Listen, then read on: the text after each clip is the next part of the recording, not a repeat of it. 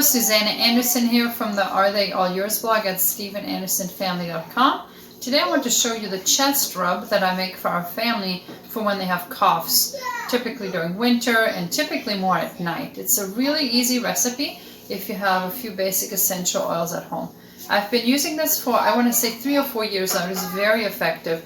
And if your child has a cough that's keeping them up at night, this will get them back to sleep. If you're new to essential oils, I greatly recommend this as your one-stop resource. And I will put a link in the description of this video below where you can find this on Amazon. There are different brands of essential oils on the market. My go-to typically is Eden's Garden brand.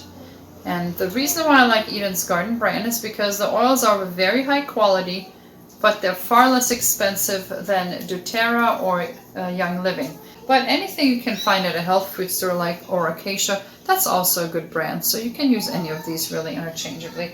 Let's get started. For this recipe, you will need to use some kind of a lotion as the base for this chest rub. And I like to use my homemade whipped body butter for that. I have another video that has a recipe for how to make this, but any body lotion will work. You might find that depending on the ingredients in your body lotion, the essential oils might break them down and make it too liquid. That's one reason why I like this body butter. It keeps its consistency even once the oils are added. But anything will work in a pinch, even just straight up olive oil or coconut oil will work. It will just be a little bit more messy to apply it than if you have a lotion that is more firm.